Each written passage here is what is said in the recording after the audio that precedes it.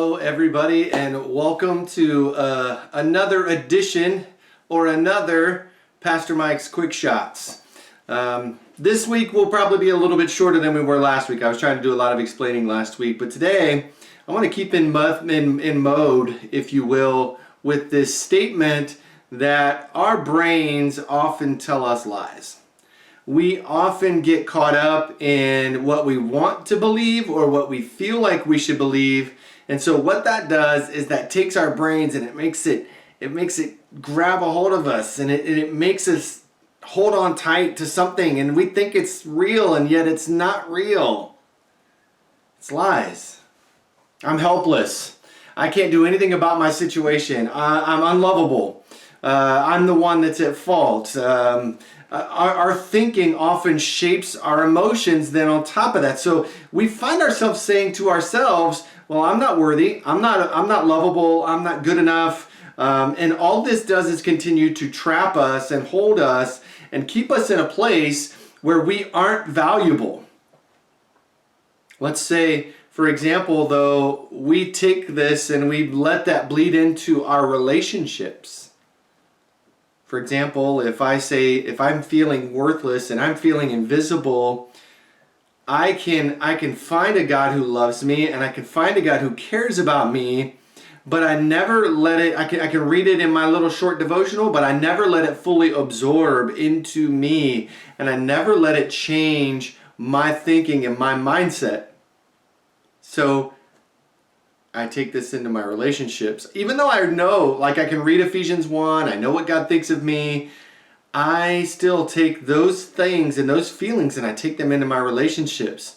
So let's say I'm married to a spouse who's distracted by work, has a lot on his or her plate. There's a lot going on. There's a lot of unseen things that are happening. But because I feel unworthy, I feel unlovable, I feel all of these emotions that I keep telling myself, now I'm saying to myself, because of this deep-seated thing that I'm doing in my brain, I'm saying to myself things that person is not saying to me or about me, but I'm believing that. I have this deep-seated fear that I'm invisible or I'm unlovable. And now we get into arguments, and those arguments are based around feelings and emotions that aren't real.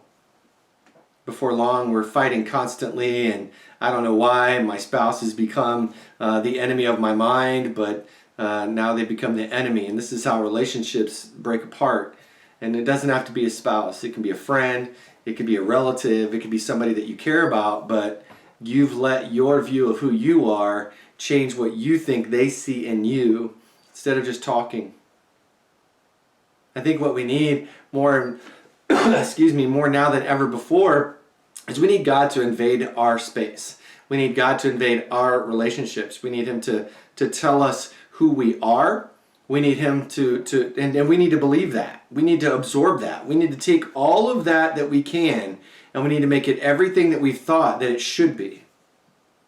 In Ephesians 1, verses 4 and 5,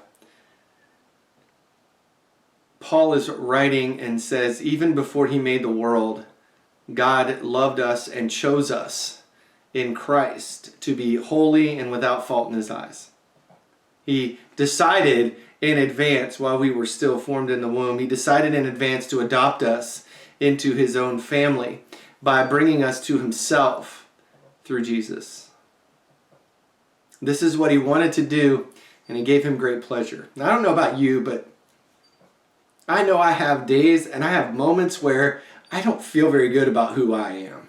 I have moments in time where I know that I have made some drastic errors in my thinking and in my actions. And so for me to sit quietly, to dwell on this text where God loved us so much that He chose us before the world began.